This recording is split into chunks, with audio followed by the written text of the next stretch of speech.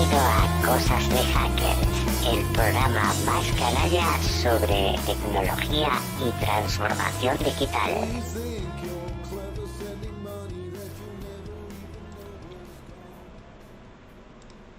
Hola, ¿qué tal? Muy buenas y bienvenidos a otro martes de Hackers, otro apasionante martes de Hackers internacional y otra vez con un amigo de la comunidad canalla, con otra comunidad amiga de la comunidad canalla, con lo que algunos de nosotros también hemos participado en el podcast del invitado de hoy.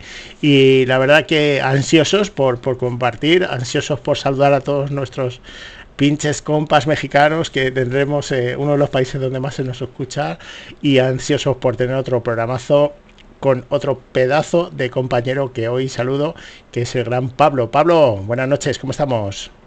Uy, buenas noches. Perdona que se me ha ido un poco, que he hecho un poco de spoiler de la noticia loca. Sí. Bueno, dejamos ahí a Héctor en espera. Pablo, muy buenas noches. Buenas noches, ya sabes. Ándale, güey. Ándale, güey, ¿cómo estábamos? ¿A quién pinche invitado tenemos hoy? Sí, bueno, pues hay por ahí, creo que ya se le ve la cara, pero bueno.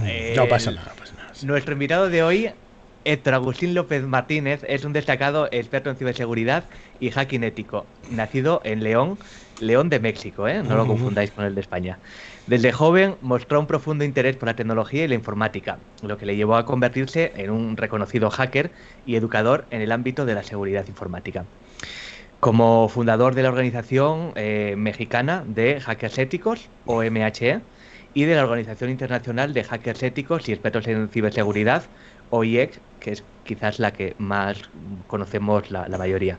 Héctor ha sido pionero en la promoción de la ética en el hacking. Su labor educativa incluye la creación de videotutoriales sobre hacking y seguridad informática en español, ayudando a una amplia audiencia a comprender mejor estos temas. Héctor, además, ha trabajado con diversas empresas para proteger sus sistemas contra ataques cibernéticos y ha sido reconocido por Forbes México como uno de los principales expertos en ciberseguridad del país. Actualmente, Héctor se enfoca en el desarrollo de startups que integran inteligencia artificial. De hecho, yo creo que vamos a hablar un poco sobre esto para mejorar la detención y respuesta ante amenazas cibernéticas. Y después de este pedazo de introducción, bienvenido Héctor, y gracias por venirte aquí a Cosas de Hackers.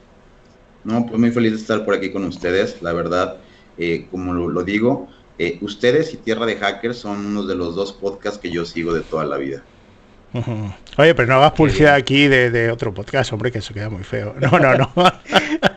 Héctor sabe de sobra que son amigos pública y en privado, públicamente y en privado, sé que ningún problema. Un abrazo a nuestros amigos de Tierra de Hackers. Creo que vamos a hacer alguna cosita con Martín Vigo dentro de poco y tenemos muchos planes con ellos, así que nos alegra que los menciones, por supuestísimo.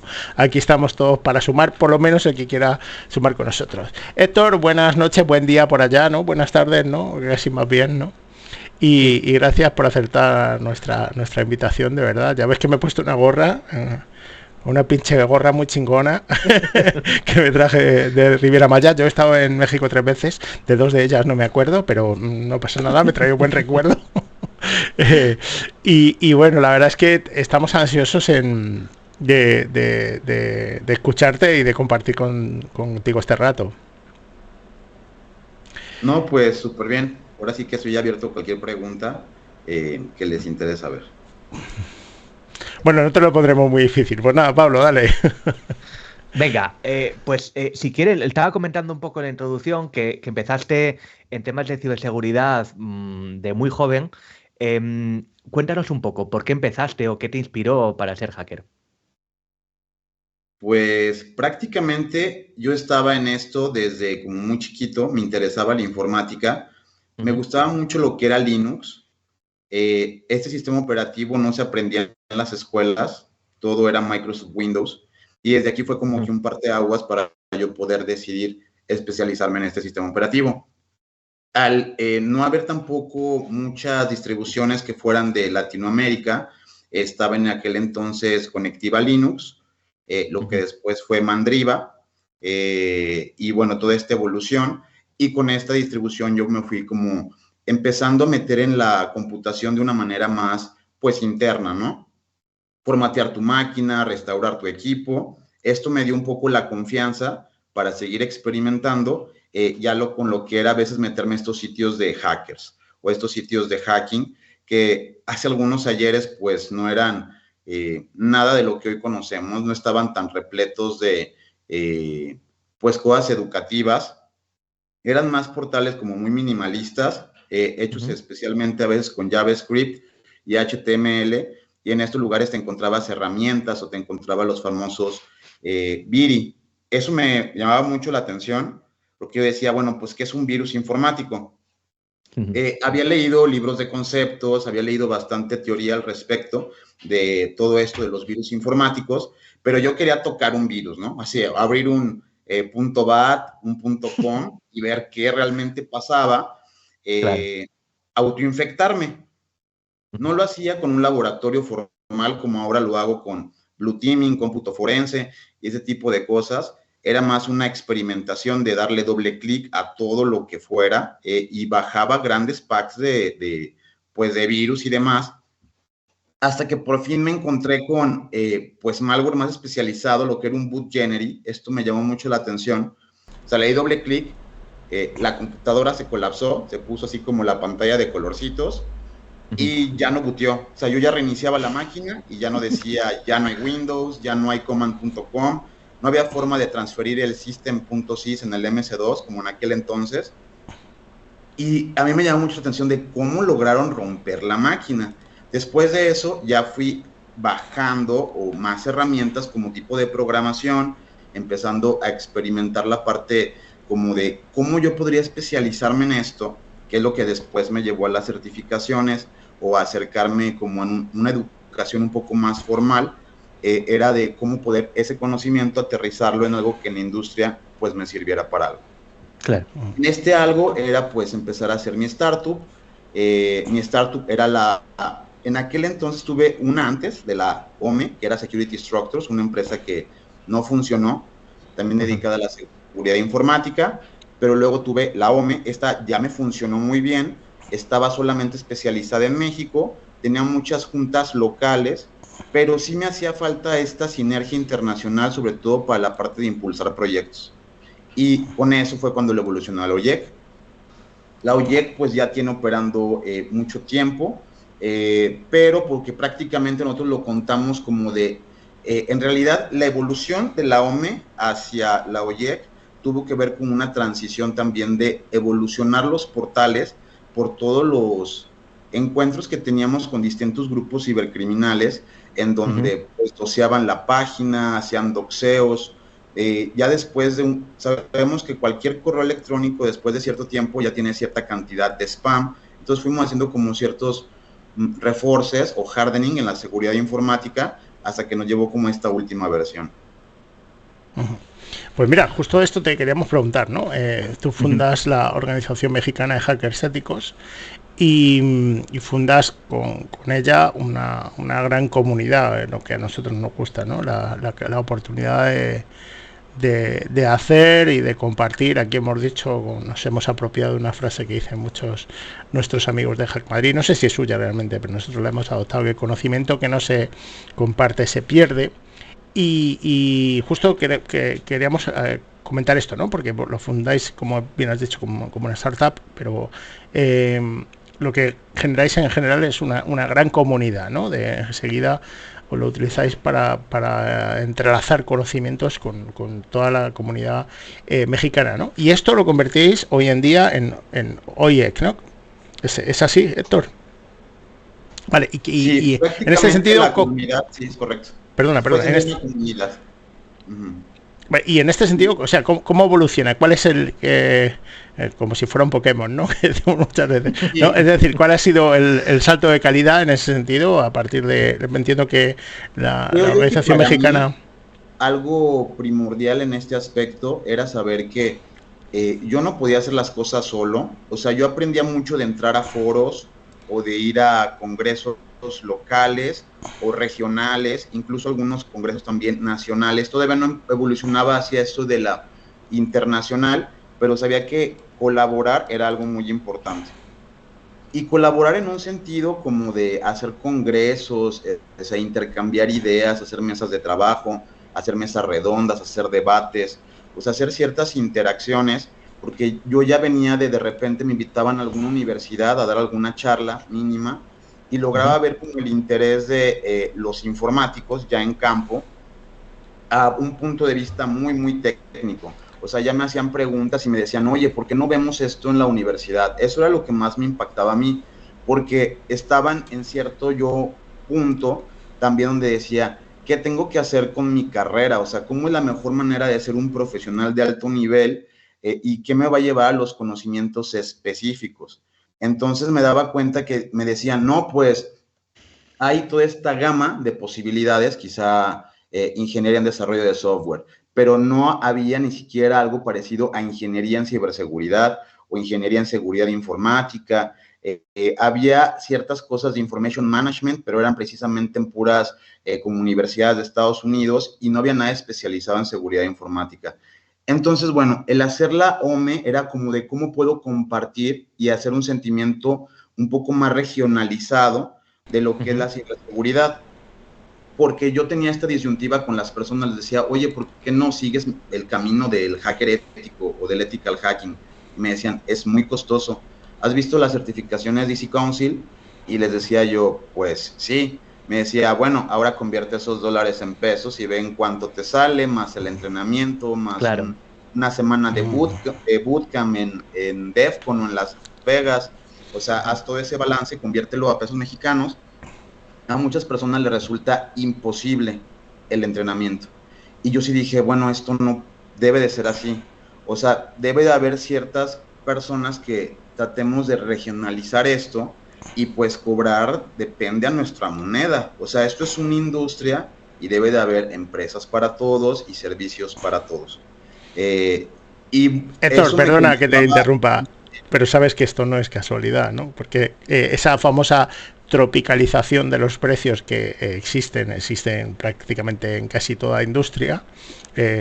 Vaya melón que hemos ido a abrir, que lo que tiene, están diciendo por ahí que hackers en estado puro que hoy nos juntamos hoy aquí en el chat. Mandamos un abrazo a Jefe en el chat, que la verdad es que me ha hecho bastante ilusión. Pero fijaros cómo es esto, ¿no? Igual que pasa con muchas cosas, es decir, por ejemplo, la industria de los videojuegos cobra unas licencias muy muy distintas en España o en Europa y en Latinoamérica, ¿no? Luego dentro de Europa también podemos abrir el melón, pero quiero decir, por la misma cosa cobran precios muy distintos. Sin embargo, esto no ocurre con las certificaciones de seguridad, porque y el motivo, pues allá cada uno, esto es mi opinión, aquí diferenciamos siempre hechos de opiniones, esto es mi opinión, en la opinión de Andrés Naranjo, pero yo creo que esto tiene obviamente es una cifra de corte para que determinadas empresas no puedan acceder y todos estos contratos al final acaben en las mismas empresas que están licitando, ¿no? Es decir,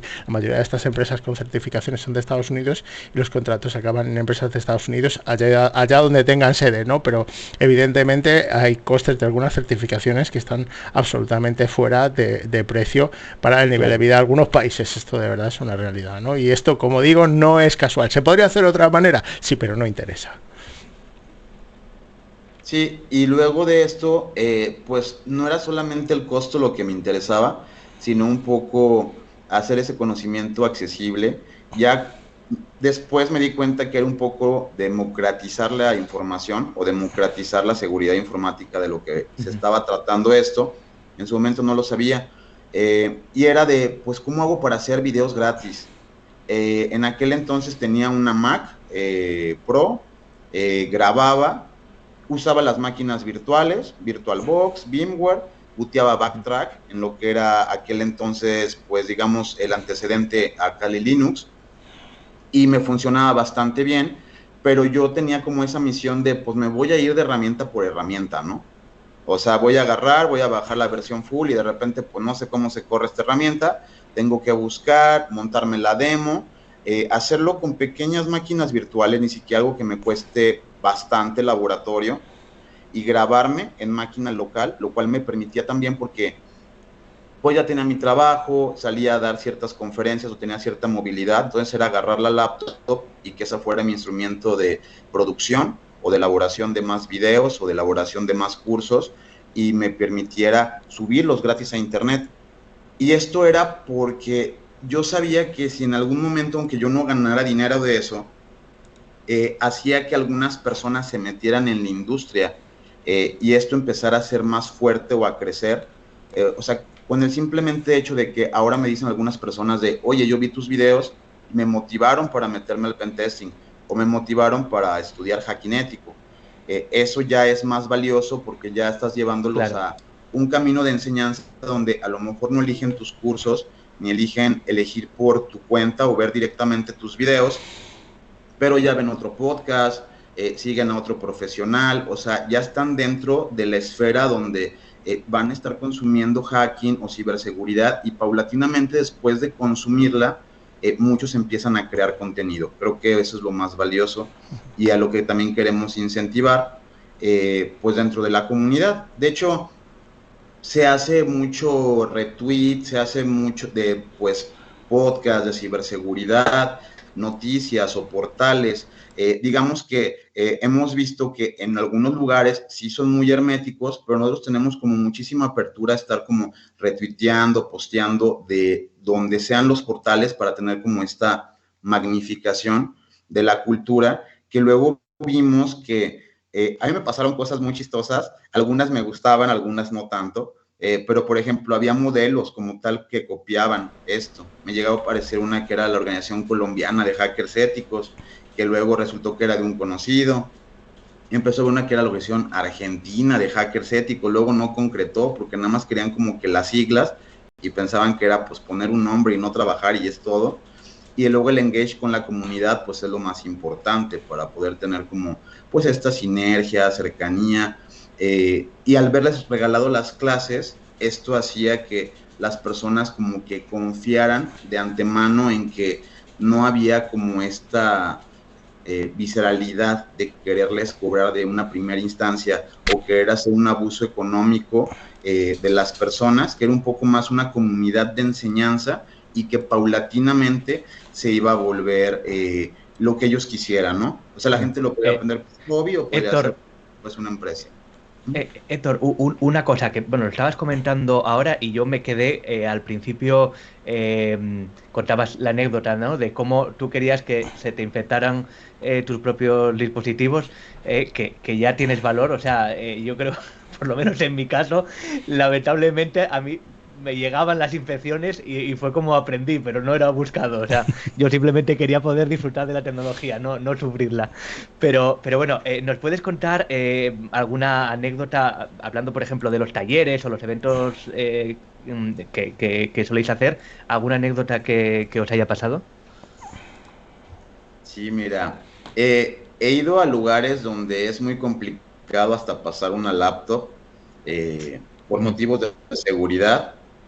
Tuve la suerte, por ejemplo, de ir a lo que es como la Cámara de Diputados y de Senadores, que es el Palacio Legislativo. Entonces sí, ahí te inspeccionan muy bien. O sea, para entrar al lugar tienes que pedir autorización desde como un mes antes, mandar algunos documentos.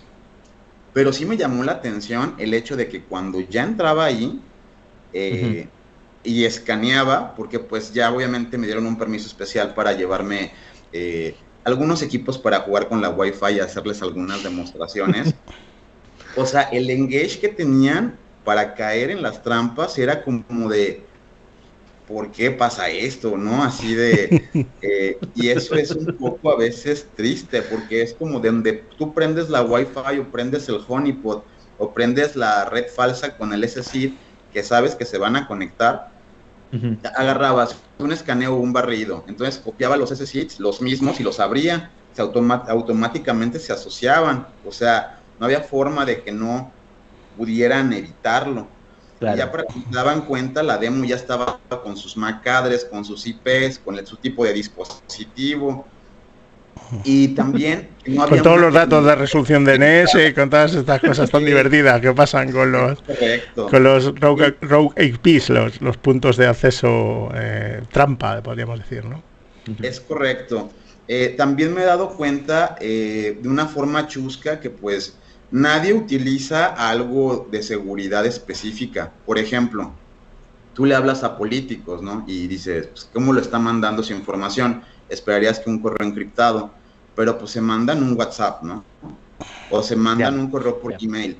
Entonces, o sea, hay una informalidad, incluso tienen pues servidores especializados y ciertos emails, pero esto no va a evitar que de una forma más sencilla extrapolen a una red muchísimo más barata o muchísimo más expuesta o vulnerable, y de esta manera terminan secuestrando sus credenciales. Entonces, no importa mucho la seguridad institucional, porque de esta manera tampoco, o sea, digamos que yo conozco al jefe de sistemas de esa dependencia y es muy bueno, es amigo mío, o sea, hace muy bien su labor. Entonces él puede tener toda la red LAN y toda la institución metida al 100%, y tú mismo a veces te brincas la política porque pues no hay nada que te lo haga ese enforcement en el endpoint directamente en los dispositivos, que es algo de lo que debería mucho ser el enfoque de Zero Trust, que entonces no se lleva de la manera más adecuada en los gobiernos, y eso creo que es algo mucho mejorar, porque no debería para nada que cayera ningún tipo de dispositivo en ningún momento. Debes de tener hasta los Android, los iPhones, o sea, cualquier cosa que se conecte a la red local. Incluso hay unos dispositivos que nosotros manejábamos, que intentábamos montarlos en unas Raspberry Pi especializadas, que era un sistema como de WITS, que era para detección de intrusos directamente sobre la wireless, y esos pueden detectar los access points falsos, pueden detectar un MAC flooding, o sea, te pueden detectar varios ataques técnicos directamente sobre la capa de 802.11, A, B o C, sin ningún problema, y mucha gente no sabe implementarlos. Entonces, me refiero que a veces sí es importante el enfoque de, pues voy a cuidar la red local, la red cableada, pero también ocupo cuidar la red wireless, ocupo cuidar el acceso físico, o sea, tener ese enfoque a veces globalizado de la seguridad creo que no era muy práctico, o sea, no lo tienen muy cuidado, ni siquiera en altas dependencias de gobierno donde yo he estado. Héctor, es que lo comentabas tú muy bien, y de hecho esto creo que lo hablamos en el congreso de hackers en el que estuvimos Nicky y yo, en la mesa redonda. Creo que hubo una pregunta que trataba un poco este tema, y es que es lo que tú dices, o sea, puede haber que la parte técnica que lleven pues un congreso de diputados o en general los que están detrás, los técnicos que están detrás de la política, esos quieren tomar todas las medidas adecuadas, pero luego al final los políticos son personas. Y es lo que tú dices, acaban hablando cosas hiper importantes por WhatsApp, enviándose documentos por email, o sea, haciendo cosas que son claramente inseguras. Y dices tú, vale, pues para eso tenemos una política de qué herramientas se pueden utilizar. Y tú tienes tu dispositivo, que es un dispositivo que tenemos controlado desde la organización, ya. Pero es que basta que lo tengas, que existen dispositivos móviles que son bastante robustos, bastante seguros y privados, pero basta que lo tengas para que luego él coja el iPhone que le regaló su mujer y dice, no, pues oye, aquí me están poniendo muchísimas trabas, tengo que utilizar no sé qué de Signal y no sé qué cosas raras, pues no, utilizo el mío personal para tratar temas de empresa. Y es muy, muy complicado gestionarlo, porque encima también hablamos de perfiles que bueno, que suelen tener un ego considerable, que creen que están por encima de la justicia, lamentablemente, en muchas ocasiones. Esto me recuerda, dejarme un minuto, que esto me recuerda una anécdota muy graciosa que de este tipo que yo tengo, ya no solo de este caso por descuido, sino precisamente por ego. Yo recuerdo el CEO de una compañía que hizo desactivar el filtrado en su dispositivo porque no funcionaba un jueguecito de Facebook, así como lo hice no, esto, oye, ¿por qué no funciona esto que funciona en mi casa? Ah, no, hombre, esto porque un filtrado de seguridad, no, esto desactivarme en el equipo. No, pero es que esto, no, que lo desactivéis. Entonces, desactivado completamente, o sea, se añadió el equipo a la lista de excepciones para que tuviera, pues, para desactivar la función de seguridad, ¿no? Claro, una auténtica locura, o sea, pero que no quiso, o sea, entrar en debate. No, bueno, si quieres podemos estudiar un momento. No, que me lo desactives. Él no era ya el jueguecito de Facebook, que era un puñetero jueguecito de Facebook, en serio, sino que simplemente él veía que ese problema lo podía tener con otra cosa y en su ordenador ese problema no podía estar. Y punto. En el que pasaba absolutamente toda la información conectada a la VPN en la empresa y todo eso. O sea, el ordenador que habría que proteger más, pues por sus santos bemoles, te protegió completamente. No, y pasa muchísimo, con procesos básicos de transformación digital de una pequeña empresa. Normalmente el problema que tienes es con el jefe. O sea, con algo tan sencillo como, oye, vamos a migrar y vamos a trabajar en un entorno cloud.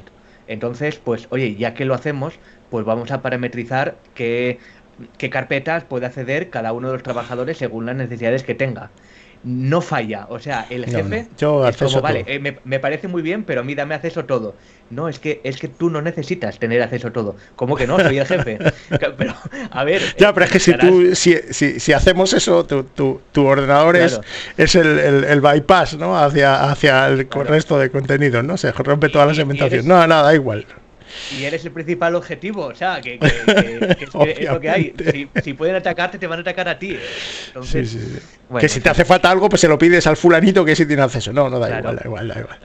Es una pasada esto. Bueno, Héctor, otra preguntilla que solemos hacer nosotros, que nos gusta traer aquí gente de todas partes a poder ser, porque tenemos canallas en todas partes, es no vamos a preguntar un poco qué está mal, ¿no? Pero te vamos a hacer la pregunta ¿qué está bien? Es decir, ¿qué crees que México está haciendo mejor que otros países en general, sin especificar? ¿Y qué crees que es un poco mejorable? ¿Dónde crees que pondrías tú más esfuerzo? Bien, pues bueno, actualmente sé de buena fuente que están haciendo como una reforma de los equipos de inteligencia, los cuales en la actualidad carecemos. Es algo bastante bueno. O sea, va a haber nuevas policías cibernéticas, va a haber sobre todo estas agencias como para combatir al narcotráfico y combatir a células de criminales especializadas, hacer detenciones masivas. Entonces, eso está muy bien. En parte de la ciberseguridad en específico, sí, pues tengo que hablar con un poco la realidad de lo que he pensado durante casi todos los años de trabajo. Y es como, pues no hay una preocupación realmente por lo digital. O sea, sí hay una preocupación ya por lo físico. Quizá no dimensionan cómo los sistemas SCADA están conectados a la infraestructura tecnológica de México o cómo los PLCs pueden llegar a ser vulnerados, como en el caso, por ejemplo, de Stuxnet, que pasó con la planta de energía nuclear. Acá podría pasar, por ejemplo, tenemos Pemex, la Comisión Federal de Electricidad. Tenemos por lo menos 5 o 6 dependencias que sí tienen tecnología y que son de misión crítica, y no se percibe como tal. O sea, se ve como una industria como petroquímica, o sea, y es petroquímica, pero no toman en cuenta los PLCs. O es una industria de automóviles, una industria de las gaseras, pero las gaseras no tienen que ver con networking, no tienen que ver con software necesariamente. Esos tendrían que ser la industria de tecnologías de información, y pues la Cámara de Tecnologías de Información o otros tipos de sectores empresariales son los que se encargan de esto. Entonces, la inteligencia va subiendo, el armamento que se tiene y las armas tecnológicas pues son de primer nivel. O sea, se compra software desde Israel, se compra software de Estados Unidos, se compra software a la Unión Europea. O sea, mediante tratados de libre comercio que tenemos la adquisición de software muy amplia. Entonces, es buena. La educación en México también, tanto la laica como la privada, tiene un buen enfoque, solo que es un enfoque totalmente industrializado. Industrializado es si por tu sector o por tu región en México se mueve el sector automotriz, la mayoría de los trabajos te van a dar, por ejemplo, cuando van a incentivar la electrónica o la robótica en lugar del software. En otras áreas como el norte del país, donde es un poco más intelectual y tienen algunas cuestiones de empresas totalmente de software, obviamente contratan los mejores programadores, incluso se los llevan de la parte del sur del país. Entonces, digamos que según la región tienes muy sectorizado a qué se dedican, así sea de manera tecnológica o incluso en la seguridad informática. ¿Qué mejoraría? ¿Qué sí tiene como puntos de alcance? Pues la privacidad y cómo gestionan la información. Porque pues estos leaks, nosotros vemos que pues pasan en todas partes del mundo. Ya nadie se salva de que le pase un leak o una filtración. Pero en México sí ha sido como a veces una burla, o hay ciertos grupos de choque. Hay dos principales, pero uno de los más importantes será estos de Mexican Hackers Mafia.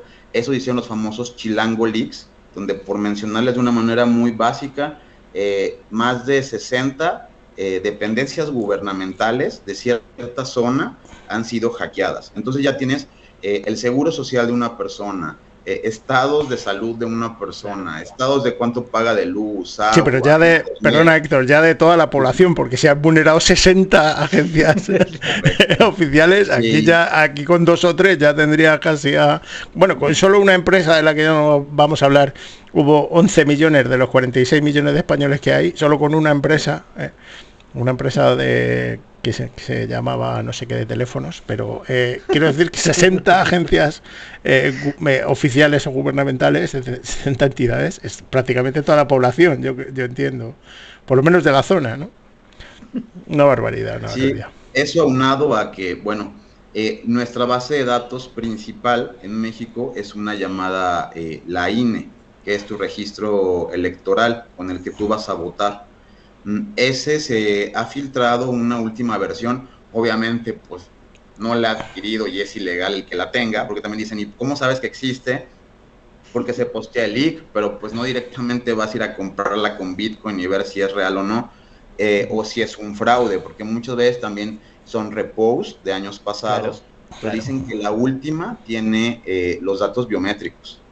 Y esto es bastante grave porque después de allá estamos hablando de las huellas dactilares de toda la población, y la última también ya tiene iris. Entonces, esto hace que después, aunado al reconocimiento facial, pues puedan hacer unos deepfakes. Yo siento que esto va a evolucionar, quizá ya vamos para allá, pero esto va a evolucionar también a lo que cuando ya se aplica la inteligencia artificial se vuelve bien grave, que es como... vas a poder hacer la clonación de una voz de una persona para brincarte su banca electrónica. Ya este tipo de cosas van a evolucionar. Por eso sí es un área de oportunidad, pero realmente lo veo ya difícil. O sea, no me gusta ser pesimista, siempre a veces me tachan de que soy un poquito así como de, no veo el panorama así como un prado totalmente verduzco y ahora sí que está lloviendo, pero es por obvias razones, porque pues he hecho balances de cuánto se ocuparía invertir y ya son millones de dólares los que ahora se ocuparían invertir para detener el que no tuviéramos ransomware, que no tuviéramos leaks, que todas las dependencias estuvieran seguras. Una duda, presumiblemente, porque no lo sabemos, pero en esa base de datos que estabas comentando, que es que los datos biométricos no estaban tokenizados, o sea, es tal cual el patrón propio biométrico. A mí esto me escama bastante, que yo sepa, de verdad que estamos hablando de un área que creo que entiendo algo, y que haya bases de datos que incluyen datos de identificación biométrica pegados en el leak, esto yo desconfiaría completamente, vamos. Y sí que me ha gustado una cosa, déjame apuntar, Pablo, una cosa que me ha gustado, que han dicho mucho, que muchas veces detrás de estos supuestos nuevos leaks hay una completa estafa, que es una especie de refrito. Para que los que nos estén escuchando sepan cómo se venden estas cosas, es decir, los leaks, los robos de datos se ponen a la venta, muchas veces se liberan, muchas veces se ponen a la venta, ¿no? Y esto se pone a la venta, como ha dicho muy bien Héctor, muchas veces por criptomonedas, para evitar esa trazabilidad de a dónde va el dinero. Y lo que se ofrece para vender es una muestra, ¿no? Mira cómo demuestro que yo tengo estos datos. ¿Qué pasa? Que esa muestra se puede cocinar a partir de leaks anteriores, etcétera, etcétera, para dar fiabilidad. Es una especie de spear phishing para dar fiabilidad a la estafa, ¿no? Para demostrar que tú tienes todos esos datos. Entonces, si ya dices que además tienes los datos biométricos y no sé qué, que te va, pues alguien puede picar, enviarte el pago por ese supuesto leak y que realmente no recibas nada, ¿eh? Esto está a la orden del día, esto, ¿eh? Sí. No, era simplemente eso, por si tenías constancia de qué es lo que al menos dicen ellos que hay, porque es que me parece muy fuerte, o sea, cuando hablamos de huellas dactilares, dices tú, bueno, es que tengo, en la vida solo voy a tener 10 dedos. Puedo ponerme creativo y tener otros 10 más, o incluso utilizar otras partes del cuerpo, otras extensiones para intentar identificarme, pero ya es más complicado en el día a día. Pero, por ejemplo, con el iris, es que solo tenemos los ojos, o sea, es que es lo que hay. Y lo vas a tener toda la vida, a no ser que tengas un accidente, algo muy grave. Entonces, ojito, ¿eh? Bueno, no está mal sacar este tema de la identificación biométrica, recordando lo que has dicho, la tokenización, es decir, normalmente no se guarda el dato, sino la tokenización del dato, es decir, no se guarda la imagen del iris, sino un hash asociado a esa imagen del iris, de manera que el dato final siempre es el mismo a partir del dato inicial, pero no se puede recuperar el dato inicial aunque se robe el dato final. No sé qué tal me he explicado, pero bueno, los que sepan lo que es un hash seguro que han entendido la aplicación, los que no, pues ahí tenemos nuestras redes sociales y damos un poquito de explicación. Héctor, amigo, que no queremos, nos estamos yendo un poquito de tiempo, la verdad es que hay un montón de temas interesantes hoy sobre esta mesa transnacional hispana, además, que me gusta a mí México, de verdad. Y queríamos preguntarte un par de cosillas. Lo primero, sabemos que tienes esta pasión por compartir y además por crear comunidad, ¿no? Pero ¿qué te llevó también a crear contenido? A nosotros una noche de cañas, o sea, no tenemos clarísimo, una noche de cervezas, y la triste pandemia, ¿no?, que sufrimos fue lo que nos llevó a llevar aquí 118 programas hoy. Pero ¿qué te llevó a ti a crear contenido? ¿Dónde viste la oportunidad para crear contenido de ciberseguridad? Pues creo que sí fue simplemente por hobby. O sea, me agarraba y me veía, por ejemplo, los videos de Chema Alonso, las conferencias de lo que era DEFCON 2600, del Congreso Hope y demás. Y recuerdo desde muy chiquito bajarme los videos cuando pues era complicado bajarte esos videos. Con el tiempo es agarrar y estarle dando. Entonces sí, es pues por generarlo. Y porque en habla hispana había muy poquito. Entonces, eso era también importante, generar pues más amigos para comunicarnos y enseñar desde otro tipo de perspectiva. Creo que las personas a veces no tienen todo el tiempo para leerse un libro. Es muy respetable, a mí me encanta. Soy una persona de lectura, me gusta muchísimo en la Kindle lo físico, o incluso en la computadora leer blogs y demás. Pero la cultura técnica de la lectura es o quizá cuando ya vas en un grado intermedio en la ciberseguridad o en el hacking. Entonces, el ir escuchando algo y tener esa empatía con las personas, creo que iba a generar esta sinergia de que las personas realmente aprendieran e incentivaran por sí mismo, como mira, voy a escuchar algo divertido, o voy a hacer un podcast donde qué interesante está, o mira estos datos o estas noticias de hackers que quizás son de alto nivel, y leerlo me tomaría a lo mejor hasta cierto conocimiento, poder entender la noticia, y esto está un poco más aterrizado a mi lenguaje.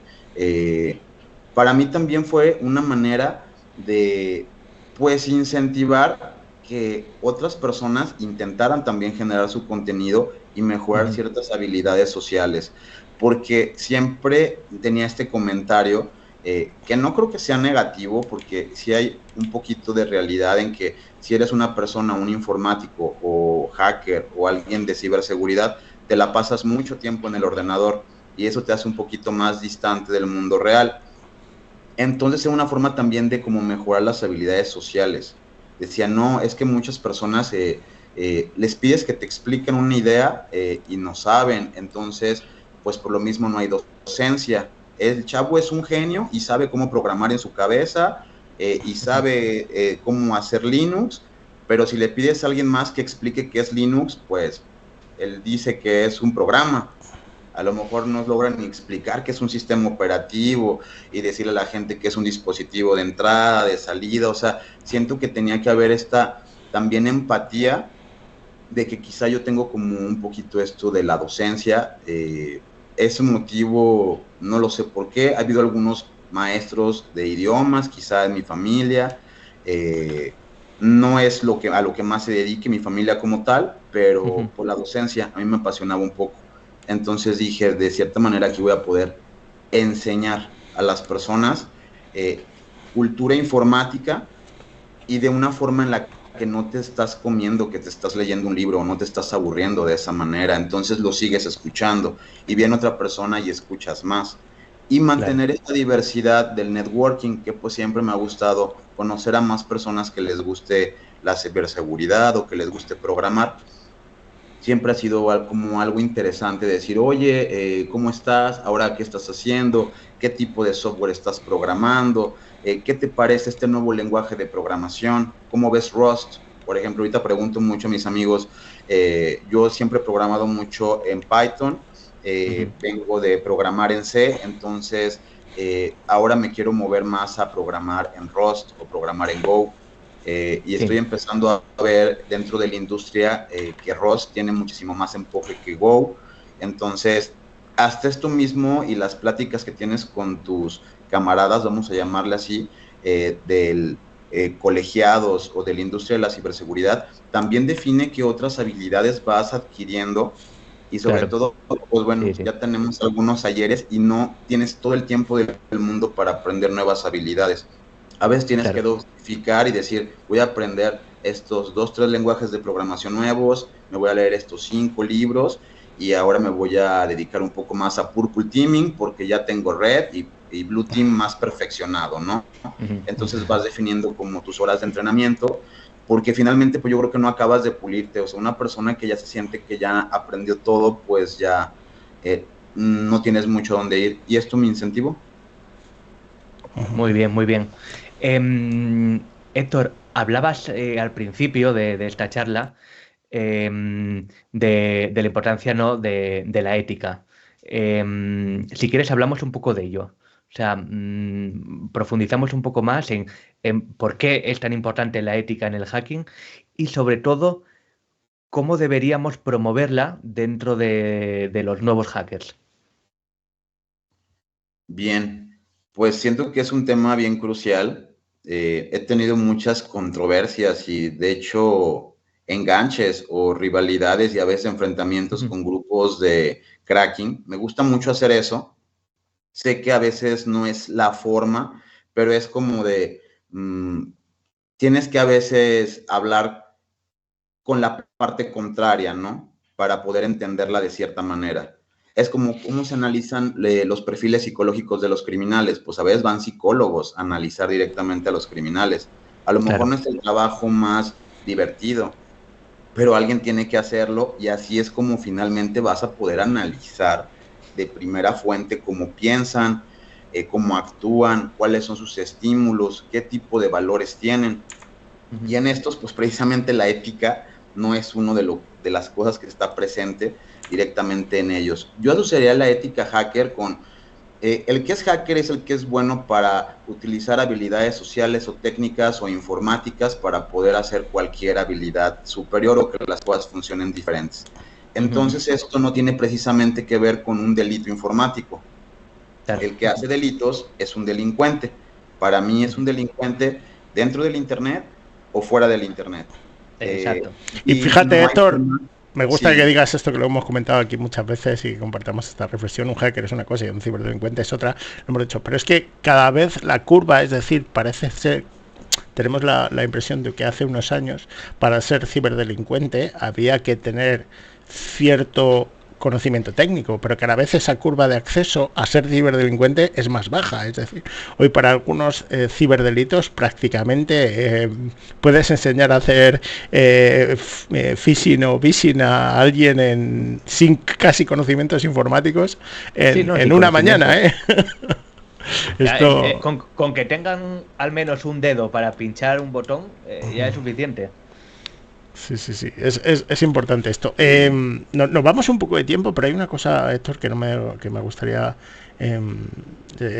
llamar tu atención un poco al hilo de lo que hemos estado comentando, ¿no? Porque también hablábamos un poco de, ¿no?, qué consejos podrías dar a gente que se quiera iniciar, pero por lo menos aquí en España, no sé si estará pasando por allí, pero hay muchísima presión de los medios, muchísima información sobre los cantidad de puestos de trabajo que hay en ciberseguridad, lo cual es objetivamente cierto.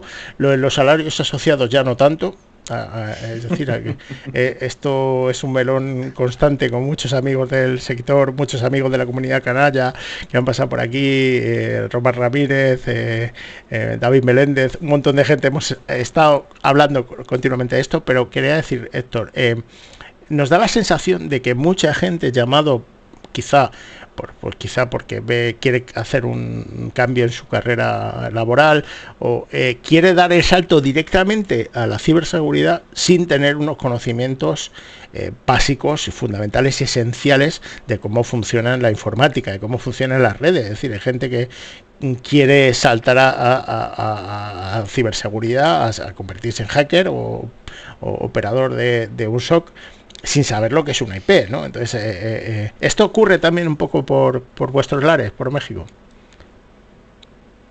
Mira, yo creo que esto que mencionas tiene que ver más con otro fenómeno que es precisamente ya internacional. Es por cómo estas comunidades de cracking, porque ya lo he analizado bastante, me dicen, oye, es que venden un curso de hacking ético, entre comillas, y dice, te enseñan a hacer beans, te enseñan a hacer cracking, te enseñan a cardear, te enseñan a hacer banking, cómo montar un phishing, cómo hacer phishing, cómo hacer smishing, o sea, ahora sí que todos los tipos de phishing que te puedas imaginar y carding y cosas ilegales, y nunca ves en ningún punto ni seguridad de redes. Entonces, esta comercialización del hacking ético, lamentablemente no es ético. Entonces yo he tenido muchos enfrentamientos con grupos que les digo, oye, o sea, tú deberías de ponerle, pues ahora sí que cracking security community si quieres, pero no pongas hacking ético grupo tal o hacking ético grupo tal, porque confundes a las personas. Mejor di como tal que eres un grupo de Carder, o que eres un grupo de Vinero, o que eres un grupo de otro tipo de ciberdelitos, pero la gente utiliza el hacking ético como algo muy taquillero para vender. O sea, el ser hacker está padre, entonces te vendo el hacker, pero te estoy vendiendo cracking, carding, te estoy vendiendo... Sí, estamos haciendo formación para ciberdelincuentes, ¿no? Realmente lo que yo decía enseñar en una mañana, ¿no? Pero desgracia... Probablemente tenga razón, que tenga más gancho demostrarle a alguien cómo puedes robar los datos en una wifi pública, que a lo mejor, pues, sin demasiada formación técnica, lo puedas hacer. A nosotros, conozco el hemisferio donde se mueven ustedes, nos movemos nosotros como profesionales en la jaula del noob. O sea, somos como ya podcast de cierto como sectorización específica, entonces la gente que también llega a nosotros a lo mejor ya no tiene ese aspecto de lamerear o de craquear o de vinear, pero más bien lo ofrecen como una salida como tipo al Forex, como una salida a invertir en criptomonedas, como agarra, craquea, bájate 3-4 beans y pues ponte a vender cuentas de Netflix o ponte a vender cuentas de Disney Plus allá cuantos puedas en pocos dólares y pronto vas a tener mucho profit por poco conocimiento. Y a la gente le gusta a veces este enganche, pero yo qué podría hacer qué podría recomendar, pues que sí lo vean como una industria formal en la que tienes que permanecer cierto tiempo. Creo que esto que acabo de decir es fuerte, pero estos que están nada más en haciendo cosas de laming o haciendo cosas de cracking o delitos informáticos, pues no te puedes montar una empresa. A veces a mí se me hacen ridículos que quieran sentirse que tienen la gran empresa de ciberseguridad, cuando en realidad tienen ahí un palacio de cuentas craqueadas, ¿no? En canales de Discord o en Telegram. Entonces, una empresa formal siempre va a tener pues sus ubicaciones, sus teléfonos, su personal, esa factibilidad de dar servicio, de poder permanecer en la industria, de seguir aquí 15 o 20 años pudiendo dar la cara, no tener que ponerte una mascarita, no tener que andarte poniendo ahí identidades falsas para poder hacer las cosas o andar haciéndolo todo con nicks que nadie conozca. Creo que el dar la cara como profesional, ya hablemos de, como hacker a lo mejor tienes tu derecho al anonimato, pero una empresa pues finalmente tienes que darle la cara. Entonces si quieres fortalecerte como profesional en esta industria y permanecer por mucho tiempo, pues tienes que salir a las empresas a dar la cara, tienes que no esconderte tal algo falso o algo que pues vaya a llevarte a las personas a delinquir, porque también el enseñar a las personas a que se metan en problemas conlleva a que el día de mañana, en vez de darte las gracias, y yo he tenido la fortuna de que gente me dice, oye, gracias a ti, mi página está más segura, o ya no atacaron a mi empresa. Sería peor de, oye, gracias a ti me metieron a la cárcel, ¿no? O sea, sí, no me claro. Sí, esto también puede pasar, sin ninguna duda. Mí, pero trato de mantenerme alejado de enseñar este conocimiento delictivo, ser muy, a veces, restrictivo con mis disclaimers, pero de plano y de corazón sí incentivar a las personas a, pues no sean criminales, a nadie le gustaría que le robaran sus propiedades o entraran a tu casa, y si no es hacia ti, piénsalo como de un familiar o un ser cercano. Entonces, pues por eso el robar en internet para mí es algo deplorable. Si tú tienes dinero en tus tarjetas de crédito, pues úsalo, si te hace falta, trabaja más para conseguirlo, pero ni por muchas habilidades que tengas, te lleva a robarle a alguien que tiene menos habilidades, porque eso ya es un abuso. Y un abuso es lo que menos haría un hacker, porque esta colectividad que nos rige o este sentimiento, vamos a llamarle global del hacking y de lo que conlleva, desde sus inicios, es también pues te lo comparto, ¿no? Era como antes decíamos de read the fucking manual, pero pues ahora eres más también como, pues te lo comparto, o te explico cómo funciona, o te comparto mi código en GitHub, que sea open source. Entonces nosotros venimos mucho de ese empoderar este tipo de, vamos a llamarle movimientos como el software libre. Muy bien, muy bien. Sí. Hablando de software libre, mandamos un cariñoso abrazo a Mendoza, también de la Hello Noob, que en una de sus presentaciones me he encontrado de una de mis pequeñas herramientas para localizar mediante inteligencia artificial la ubicación de alguna foto, ¿no? Es un script muy sencillito, la interfaz es amigable y sé que le ha hecho ilusión, y a mí verlo en una presentación, eso ya. Chicos, nos vamos de tiempo, vamos con las noticias locas, ¿no? ¿Parece bien? Venga. Pues venga, dentro de noticias locas. Noticias locas. Y bien, hablando de inteligencia artificial, empezamos con tu noticia, Pablo. Cuéntanos, ¿qué ocurre con este update de Sora? Bueno, lo que es la noticia en sí da un poco igual.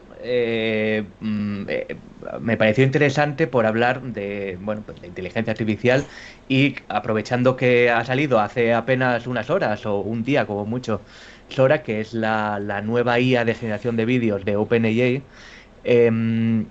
me parece interesante que hablemos de cómo se puede utilizar para hacer deepfakes y cuál es la medida que han tomado para evitar que la gente la utilice para hacer ultrafalsificaciones, ¿no? Que es básicamente que de forma pública no se puede acceder, o tú no puedes subir ese contenido, no te va a generar vídeos con imágenes, aunque sean tuyas, con fotografías. Y esta funcionalidad solo la tienen unos pocos invitados, unos pocos amigos será de Sam Altman y compañeros de OpenAI, que son los que sí que pueden utilizar esto, y se supone que, bueno, teniendo como esa lista cerrada, evitarán que, al menos ahora al principio, pues se pueda utilizar para hacer cosas malas. No sé cómo os parece esta estrategia, si creéis que se puede controlar una situación semejante. ¿Qué opináis? El invitado primero, Héctor, por favor. En la parte de la inteligencia artificial yo siempre he tenido mi disyuntiva de cómo la están regulando y qué parámetros le ponen. Sé que, por ejemplo, se han hecho pruebas masivas en Francia y que ha resultar, por ejemplo, misógina, ha resultado ser racista, ha resultado alucinarse ya de cosas bastante graves. Este tipo de alucinaciones a veces tiene que ver con... la última que vi, que fue bastante grave, es donde le pide a un humano que lo considera algo como ya un poco inservible. El hecho de que estas empresas de inteligencia artificial, como, bueno, lo que le pasó a Sam Altman también, de que ya están tan emergidos, por ejemplo, ahora con Apple, en donde ahora tus dispositivos prácticamente pueden tener pues la inteligencia artificial o estar haciendo cosas que no necesariamente quieres, se va a tornar algo muy complicado. O sea, para mí la inteligencia artificial sí necesita tener esta parte de la openness, porque pues ahora sí que, como dicen, de OpenAI, pues hay poco open, ¿no? Sí, exacto. No te lo puedes descargar nada. Me ha encantado esto, ¿no? El rebranding, necesita un rebranding ese nombre porque no está muy open. Me ha encantado esto. Sí. No, pero la estrategia que hicieron fue bestial, ¿no? Creces con software libre, fundación, sin ánimo de lucro, y oye, nada más que hay negocio, montas la empresa y a tomar por el culo. Sí, además, ya sabéis la otra parte que hay con el tema del escaneo de iris, Stablecoin y las criptomonedas. Es decir, el tema de OpenAI no, no está tan open, ¿no? La verdad. No, pero a mí en general, o sea, me parece bien. Me parece que Héctor ha dado una de las claves, ¿no? El tema de la regulación, ¿no? De qué vamos a hacer cuando nos demos cuenta de todo lo que se puede hacer con esto, ¿no? Y ya esto ya lo estamos viendo en general, sobre todo con temas electorales, por ejemplo, los deepfakes, claro, para atribuir imágenes o acciones a personas normalmente del bando rival, ¿no? Para desacreditar, y esto... Está claro que hay muchísimo por hacer, ¿no? Y como hemos hablado aquí muchas veces, ¿no? Este tipo de cosas se divulgan a través de las redes sociales. ¿Tienen capacidad las redes sociales para detectar si una imagen o un vídeo está creado con inteligencia artificial o es un vídeo natural?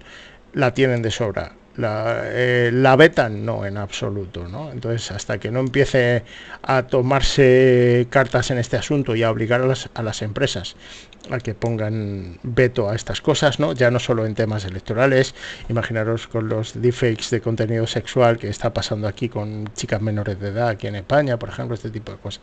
Hasta que no empiece a haber realmente mano muy dura con esto, no se va a meter en vereda a nadie. O sea, yo tengo claro que aquí o en cualquier país, de verdad, ¿eh? Bueno, pues nada, pues si queréis vamos con mi noticia loca. La verdad es que yo hoy me gusta, y además teniendo aquí un amigo de la casa de la comunidad canalla, quería una noticia loca que fuese buena y fuese de México y fuese actual, y este combo de tres no lo he conseguido, pero me he quedado muy cerca en Texas, me he quedado muy cerquita, y la verdad es que es una historia bastante curiosa, bastante loca. Es una historia que ya he encontrado muchas veces historias parecidas en internet.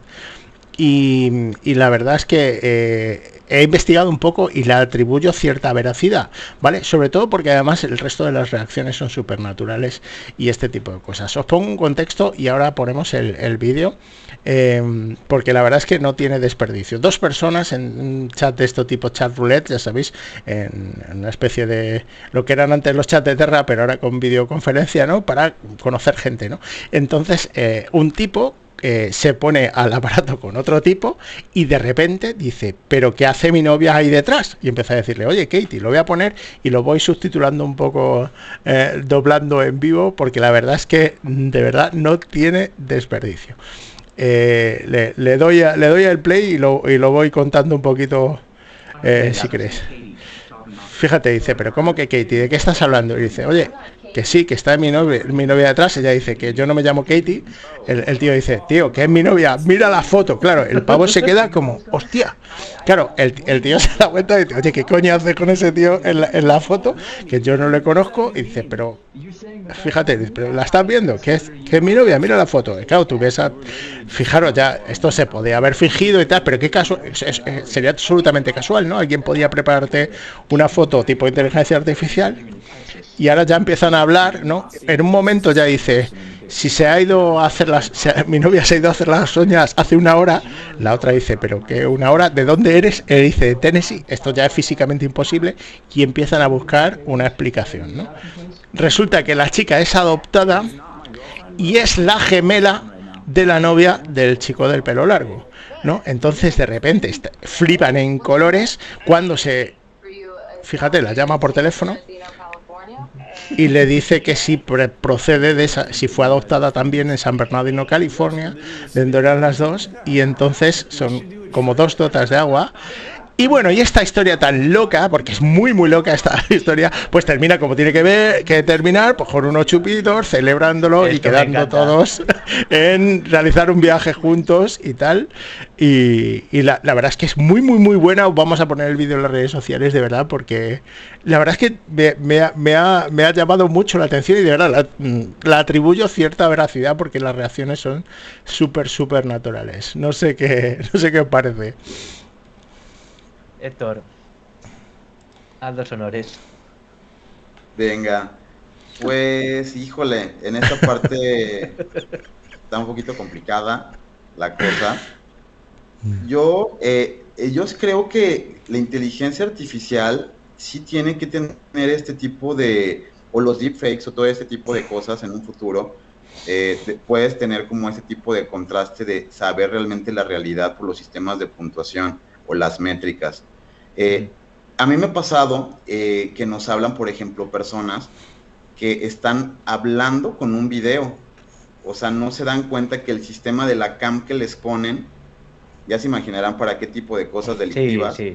Pero, o sea, no saben, o sea, y piensan que están hablando con un video, y luego hay como este tipo de adaptabilidad en la inteligencia artificial, donde yo creo que en tiempo real le vas a poder decir como, pues ríete, ahora haz una mueca hacia la mano, o le están pidiendo que saludes, llévate esa famosa de, no, pues quiero saber que eres tú, llévate ese dedo hacia la nariz y vamos a ver si es real. Eso también ya es muy especulativo. Tenemos que empezar nosotros como departamento de ciberseguridad a tratar de desarrollar estas pruebas para la inteligencia artificial. Yo la otra vez le estaba preguntando precisamente a la IA qué podíamos hacer como de nueva generación, y ese tipo de inteligencias ya están pensando en que tenemos que llamar o hacer estas tecnologías de inteligencia artificial que traten de engañar a la IA, por ejemplo, tratar de diseñar ataques cuánticos, criptográficos, o sea, está ya en otro nivel esta cosa, y nosotros nos estamos quedando todavía como que la ingeniería inversa y demás, o sea, va a ser muy grave. Yo ya estuve viendo, por ejemplo, programas como el que tuvo su compañero de España, Luke White, también conozco Pentest GPT y muchos GPTs adaptados a la parte de ciberseguridad, y hoy en día lo que pueden razonar a especie como si fuera un CISO o consultas virtuales, ya es sorprendente, o sea, ya pueden realmente tomar tu labor. En una de las últimas charlas le pregunté a alguien que considero que es vital en este ecosistema, que es de H.D. Moore, el creador de Metasploit, que si él veía que automáticamente estas IAs pudieran ya teclear por ti. Le dije, ¿qué tan lejos estamos de que la IA haga todo? O sea, se meta, escriba, haga la foto, mande el phishing, haga totalmente todo. Y me dice, yo creo que no estamos muy lejos. O sea, claro, no me lo pude expresar en meses, pero va a ser muy difícil si no hacemos estas pruebas de pentesting para la IA. Creo que no lo estamos pensando así, la estamos dejando evolucionar. Estamos manejando esa regulación en lo que es la ética, lo que puede decir o no puede decir, censurando a la IA, pero no limitando su potencial con malos usos. Entonces, eso también es grave, porque el que te restrinjan ChatGPT a ciertas cosas o búsquedas y demás, no es lo mismo a que realmente restrinjan que la tecnología no pueda ser utilizada con esa adaptación hacia el mal. Entonces, pues sí, va a ser complicado en el futuro. No, y que además estamos intentando también poner puertas o vallas al campo. O sea, al final, si tú bloqueas de alguna manera una herramienta, pues habrá alguien que encuentre la manera de desbloquearla, o creará otra herramienta, un fork, llámalo como quieras, que lo permita. Entonces, o sea, es algo que hay que hacer, porque lamentablemente los que estamos en la parte de defensa solemos ir unos pasos por detrás de los atacantes, pero bueno, lo que tú dices, no siempre vamos a estar por detrás, y eso va a generar cada vez mayores problemas, ¿no? Con las últimas charlas, Nicky lo sabe, suelo estar metiendo bastantes casos así relacionados con deepfakes, del típico fraude del CEO, que antes lo hacían mediante una campaña de phishing, es que ahora llega al punto, o sea, el caso este de una empresa ¿de dónde era? Era asiática, no sé si era o de Shanghái o de Singapur, que les robaron, creo que habían sido como 42 millones con una llamada, pero es que estaba, o sea, el trabajador que tenía que tomar la decisión de hacer el ingreso lo hizo genial. Le llamaron, le dijo el jefe o el supuesto jefe, oye, necesito que hagas este ingreso por pues una adquisición de una nueva empresa y tal. Y él dijo, vale, perfecto, pero quiero hacer una videollamada contigo y con los 5 asesores. Y oye, hicieron una videollamada y estaba el CEO con los 5 asesores, todos le confirmaron y en ese momento hizo, pues obviamente no estaba ni el CEO ni los 5 asesores, era todo deepfakes, pero a ese nivel hemos llegado. Y es más, muchas veces las medidas que tú comentabas de, oye, pásate no sé, la mano por delante, gira, a ver cómo se mueve la nariz, las orejas, etcétera, etcétera, todo esto, claro, el problema es que ahora mismo estamos en videollamada nosotros tres. La calidad de las videollamadas va variando. O sea, yo hay momentos en el que a lo mejor a ti te puedo ver un poco más borroso, pero no sé si es porque tienes una máscara, un deepfake delante o porque realmente es la conexión. Entonces, claro, entramos en unos derroteros muy complicados de gestionar. Cierto, cierto. Bueno, chicos, nos vamos un poquito bastante de tiempo. Sí. Nos comentan por el chat una fan tuya, Pablo, que no voy a mencionar.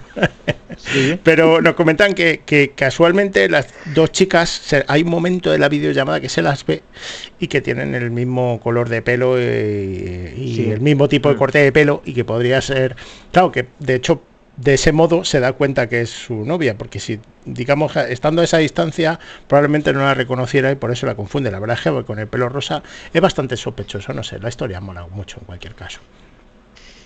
En fin, bueno, pues nada, Pablo, despedimos a nuestro invitado y encantado de que se nos haya pasado tan rápido. Sí. Nada, Héctor, oye, un placer, como todo. Teníamos muchas más preguntas que queríamos hacerte, pero al final el tiempo es el que hay. Queremos o intentamos en la medida de lo posible no aprovecharnos de la audiencia y tenerlos más tiempo de lo que, bueno, pues es éticamente correcto, ¿no? Entonces, un verdadero placer. Ya nos seguíamos, pero esta es la primera vez que nos podemos, entre comillas, desvirtualizar un poco, aunque sea por videollamada. Espero que lo hayas pasado genial y nada, esta es tu casa. No, pues el gusto es mío. Ahora sí que es un placer estar con ustedes. Y pues se les estima, sobre todo pues sigan con el buen trabajo. La constancia es de lo más complicado y creo que eso también ha llevado a su podcast a estar hoy en día entre los mejores de hacking en el mundo. Muchísimas gracias, Héctor. Gracias. Héctor López, de Hoy es Hackers, hacker ético, creador de contenido y a partir de hoy otro miembro ilustre de nuestra familia canalla. Y muy buenas noches por estar, y gracias por estar con nosotros.